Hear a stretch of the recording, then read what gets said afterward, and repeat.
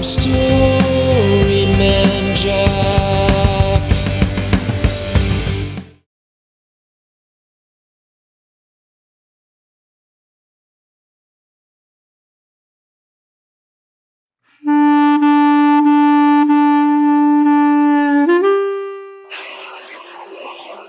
Wandering the wilderness. The call.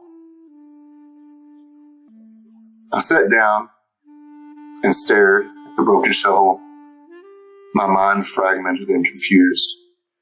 Sitting hard on the boulder next to the hole I dug, I wiped the sweat from my face. All your life you will struggle to scratch a living from the earth, the Bible had said. Well, hell, if you're going to die anyway, why not just let it all go? It was a question I asked myself for the millionth time. But I knew why. I believed, and I feared my God. Something to do with reading about pillars of salt and cities destroyed at a formative age. Perhaps.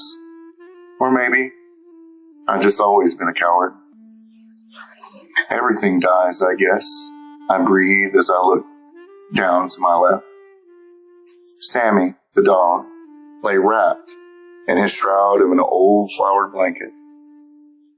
That dog was my last connection to my old life, the family I'd lost, to what the world was like before the war, before I lost everything. Sammy was the kid's, a golden retriever and loyal dog, one who'd lived longer than he really should have.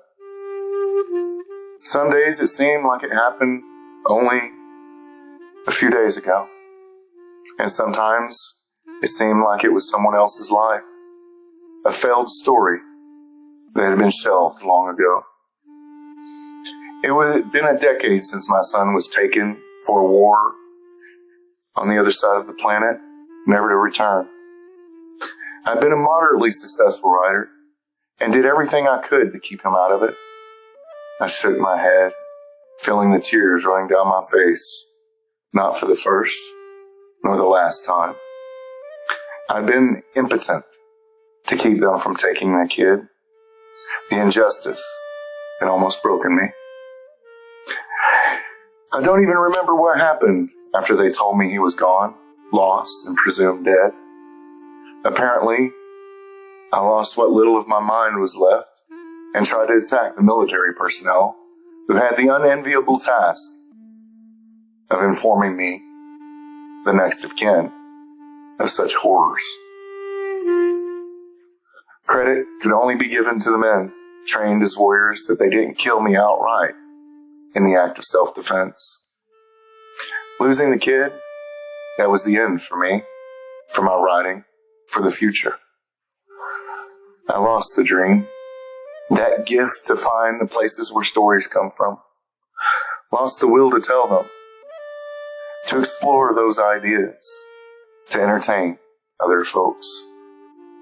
Life was nothing but pain and struggle, with only brief pauses in happiness, illusions we gave ourselves so that we survive long enough to perpetuate our race, and nothing more.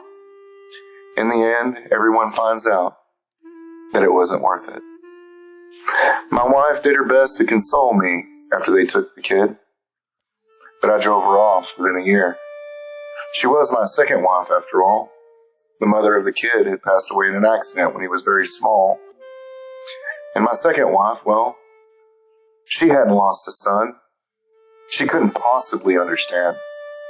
And in the end, she couldn't deal with my rage. An inferno that flared unexpectedly and often. An emotion as unpredictable as the stock market as it began to collapse. As the war continued on and on, bankrupting almost everyone in the known world. So, after 5 years of piddling and loneliness, I sold everything off, consolidated all my assets, and exiled myself to a 500-acre plot of minimalist living. Pretty much just a cabin in the woods, a little garden in a clearing, a small smokehouse, and a wood stove in the kitchen. The bed with a mattress that should have been replaced decades earlier, and a little truck to haul what I couldn't carry in my arms.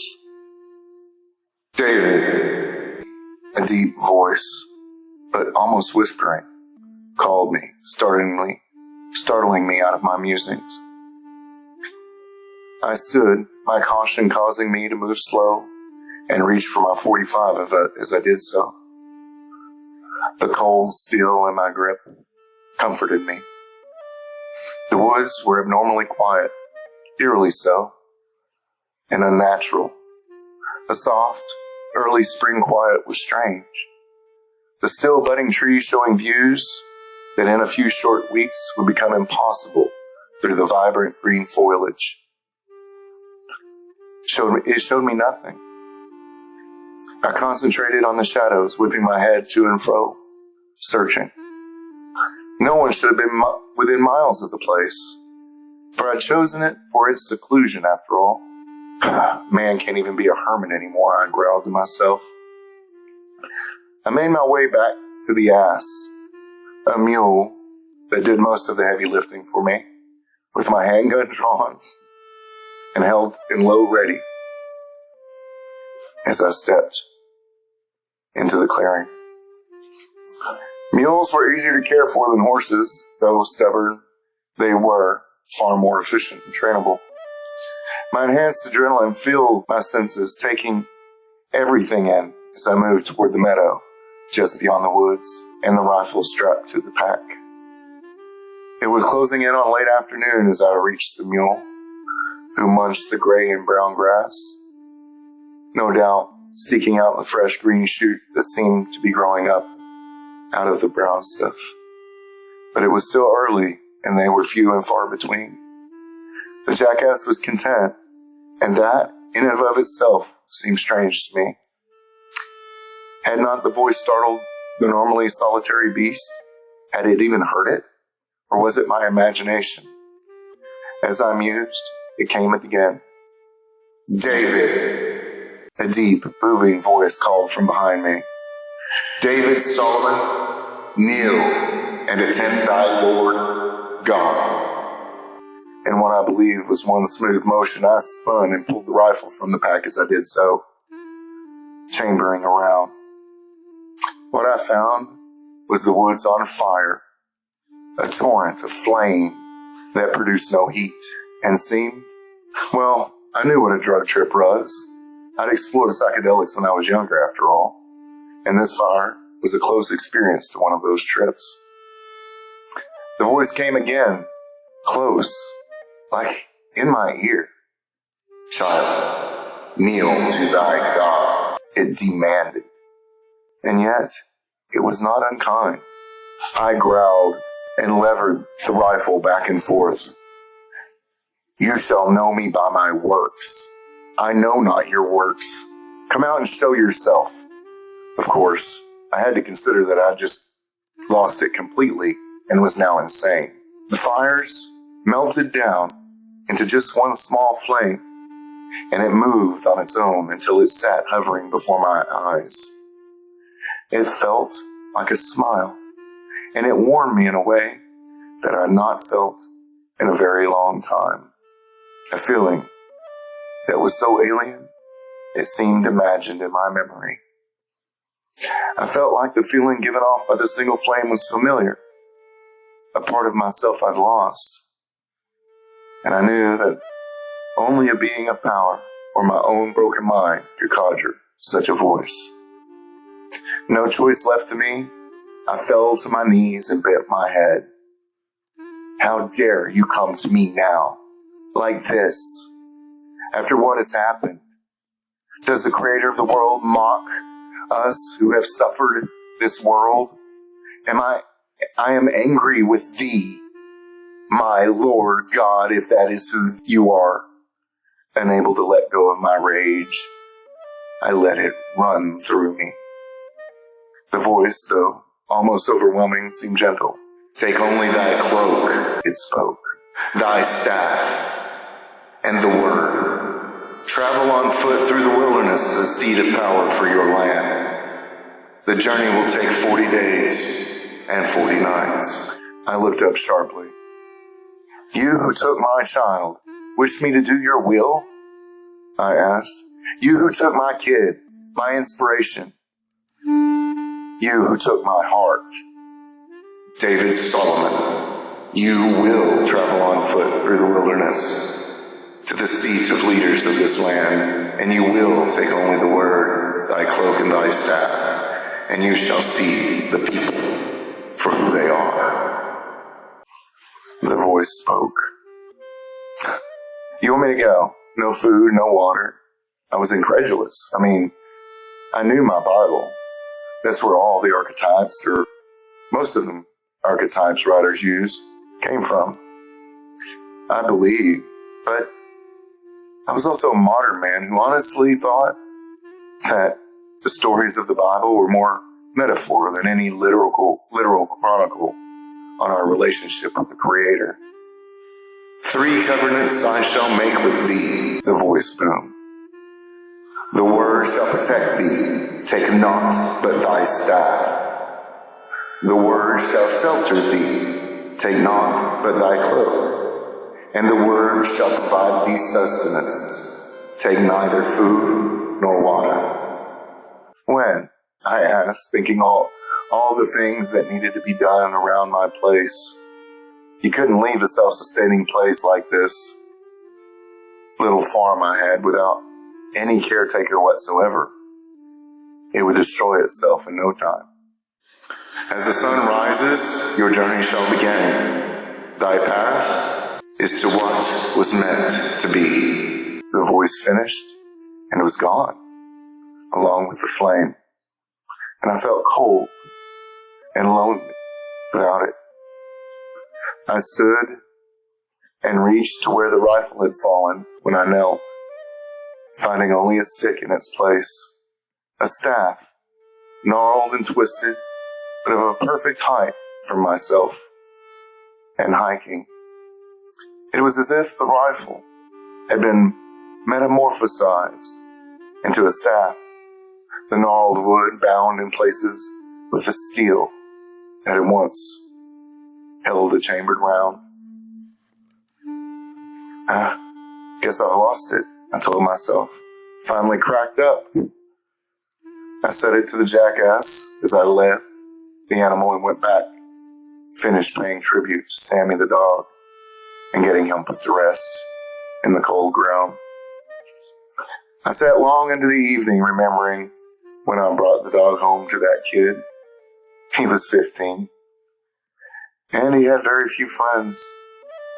The dog, that brought him out of his shell.